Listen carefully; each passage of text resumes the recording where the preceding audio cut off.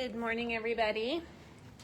It is Coach Erica here, your friendly and fabulous online personal trainer and menopause coach. How's it going today? It is my weekly live session.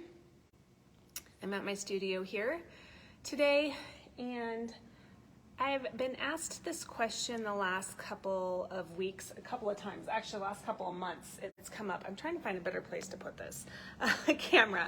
It's come up several times the last few months, so I thought I would talk about how I feel about intermittent fasting.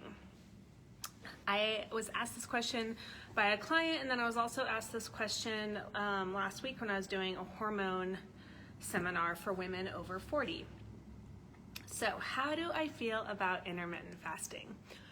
I understand, well, first of all, let me say this. I'm never going to tell someone not to do a diet, a nutritional strategy. You do you, right? I can tell you what I think about it. I can tell you what my education says, what the research says, etc. Many times there are diets or whatever that I don't necessarily agree with that work for people, right? So that I'm going to say right away. If intermittent fasting works for you, it works for you, all right? My question is, will it work for you over the very long haul? Is it a permanent solution for you? So I understand the theory behind intermittent fasting, and that, number one, it's not good to be eating all those mini meals a day like they taught us years ago, small meals a day to keep the metabolism going. What they've also found is that also does things like keeping your insulin spiked up throughout the day, which we don't want. If your insulin is always spiked throughout the day, it's always encouraging sugar burning and not going into fat burning because it's dealing with the blood sugars in your system. So number one, we don't want insulin to be spiked all the time or being released all the time. So I understand how fasting or taking breaks between eating meals can be healthy in that way. Number two, I understand the idea behind intermittent fasting and the benefits in terms of if your body is not focused on digestion, it can be focusing on other things in your body, getting rid of bad cells, toxins, wastes, all those things that maybe it can't be paying attention to if it's always spending its energy and focus on digestion. So I understand the theory behind intermittent fasting. My issue with intermittent fasting, particularly for women over 40, really anyone going through that peri-menopause, menopause, post-menopause stage, is that it is a very fine line with intermittent fasting between doing good and putting the body into stress. And you don't always know what that line is. And if you put the body into stress, you're just creating more stress in your internal systems.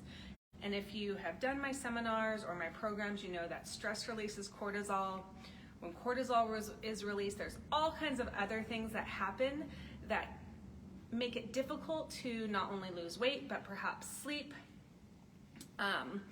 feel good, feel refreshed, feel happy, because you are always in this constant state of stress. So for women who are in the perimenopause, menopause stage, if you are already in a stressful time in your life, which, let's be realistic, almost all of us are stressed at all times these days. It's just the way that we live our lives. Cortisol is always being released. We don't want to put intermittent fasting on top of that to create more stress in the body, because then instead of losing weight, which is probably why you're trying intermittent fasting in the first place, you're just going to hold on to it even more because of the cortisol cycle and what happens when it is released. So what I suggest is, if you're interested in quote unquote fasting, try a natural fast in terms of eat your dinner at a normal time at night, 6 o'clock, 6:30, whatever time you eat your dinner, then no snacking, no drinking at night after dinner. Don't eat again until you eat breakfast the next morning at 5 o'clock, 6 o'clock, whatever time it is. That is kind of a natural overnight fast that is pretty sustainable, right? And it's not going into this crazy 12, 16, 18-hour fasting cycles that could be, good morning, could be putting your body into more stress. So if you want to try fasting, if you're a woman over 35, 40, what I suggest instead is doing a natural fast of dinner, then no eating until breakfast. That's why they call it breakfast, right? Breaking their fast. So hopefully that makes sense to you. You can put your comments in below if you have anything to say. Maybe you do intermittent fasting and it's worked really well for you. Maybe it hasn't worked well for you. Let us know. Until then, have a great day. I'll see you next week.